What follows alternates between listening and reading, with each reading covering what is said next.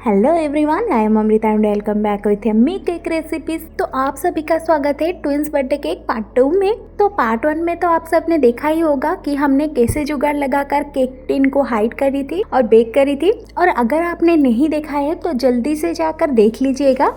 और पार्ट 1 में तो मैंने आपको बताई थी ना कि आप जब भी इस तरह से जुगाड़ लगाकर केक को बेक करिएगा, आप नीचे वाले बेस को और उसके जो रिंग बनाई थी उन दोनों को अच्छी तरह से अटैच करिएगा। वरना क्या होगा ना, जैसे जैसे आपका केक बेक होता जाएगा वैसे ही जो गैप है ना उसमें से वो बैटर निकल जाएगा। अभी यहाँ पर देखिए हमारा कितना ज़्यादा ही गैप है। अगर मैं इन दोनों को अच्छी तरह से अटैच कर देती तो यहाँ पर जो हमारा केक का बैटर है वो साइड से नहीं निकलता।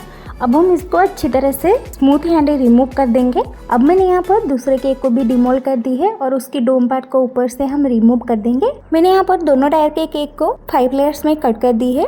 अब हम केक को असेंबल कर लेते हैं। तो केक स्पंज को सोक करने के लिए मैंने यहाँ पर पानी में थोड़ी सी स्ट्रॉबेरी का क्रश ऐड कर दी है। अब हम बोर्ड में थोड़ी सी क्रीम लगा देंगे ताकि हमारा केक स्टेबल रहे। फिर हम केक स्पंज की एक लेयर देंगे। और आप हमेशा एक चीज ध्यान में रखिएगा, जब भी आप टायर केक्स बना रहे हैं, केक के जो नीचे वाला बेस है उसको नीचे ही रखिएगा और ऊपर वाला बेस को आप बीच में रख सकते हैं या फिर ऊपर भी रख सकते हैं। हमारा केक का नीचे वाला हिस्सा जो होता है वो थोड़ा सा हार्ड होता है, तो उसी लेयर को हम अगर नीचे रखेंगे ना तो हमारी बेस एकदम स्ट्रांग रहेगी।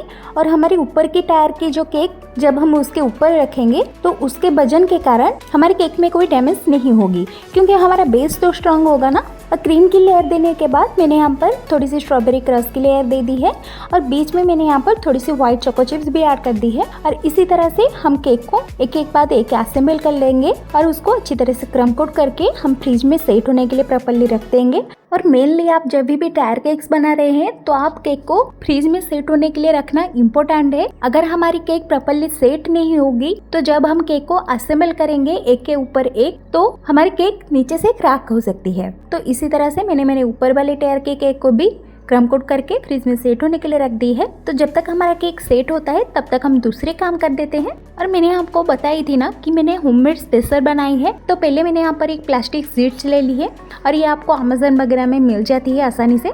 अब मुझे यहाँ पर केक की जितनी हाइट रखनी थी मैंने उसी हिसाब से यहाँ पर उसको कट करके ले ली है। और यहाँ पर शीट की जो सर्कल है मैंने उसको 5.5 इंच की ली है। तो पहले ना मैंने यहाँ पर दोनों साइड को अच्छी तरह से सेलो टेप से जॉइंट कर दी है। और यहाँ पर थोड़ा सा ये ज़्यादा हाइट हो गया था तो मैंने उसको बाद में कट कर दी थी।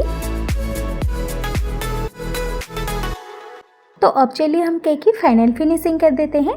तो फाइनल फिनिशिंग के लिए मुझे यहाँ पर 2 सेट की क्रीम चाहिए थी। पहले मैंने यहाँ पर येलो कलर की सेट बना दी है और बाद में मैंने यहाँ पर उसी क्रीम में थोड़ी सी ब्लू कलर ऐड करके एक ग्रीन कलर की सेट बना दी थी। तो अब आपको मेरी वीडियो थोड़ी सी ब्लर लग रही होगी। मैंने गलती से जब वीडियो शूटिंग कर रही थी ना ब्लर को थोड़ा सा बढ़ाने की जगह बहुत ज़्यादा ही बढ़ा दिया था, जिसके कारण मेरा वीडियो बिल्कुल ही ब्लर हो गया था। पर कोई बात नहीं, ऐसी गलती तो होती रहती है। अब मैंने यहाँ पर येलो कलर के क्रीम से अच्छी तरह से स्मूथली फिनिशिंग दे दी है केक में। जब तक आपसे स्मूथली फिनिशिंग नहीं बनती तब तक आप स्क्रैपर और पैलेट नाइफ की हेल्प से उसको अच्छी तरह से स्मूथली फिनिशिंग देने की कोशिश करनी है। मैंने यहाँ पर नीचे वाले टायर के केक को पहले ही फाइनल फिनिशिंग करके फ्रीज में सेट होने के लिए रख दी है। अब मैं यहाँ पर ऊपर के टायर के केक को फिनिशिंग दे रही हूँ। इसको ना मैंने थोड़ी सी ऑफ वाइट साइड में रखी थी और इसमें भी मुझे कोई भी टेक्सचर इफेक्ट नहीं देनी थी, तो इसलिए मैंने यहाँ पर पैलेट नाइफ और स्क्रैपर के हेल्प से इसकी भी अच्छी तरह से स्मूथली फिनिशिंग दे दी है। अब ये दोनों केक हमारा अच्छी तरह से सेट हो जाए फिर हम इसके आगे की प्रोसेस करेंगे।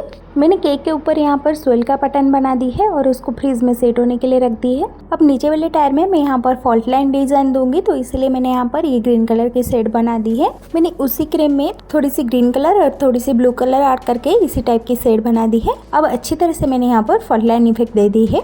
अब केक में थोड़ी सी शाइन लाने के लिए मैंने यहाँ पर सिल्वर मेटालिक स्प्रे का यूज किया है।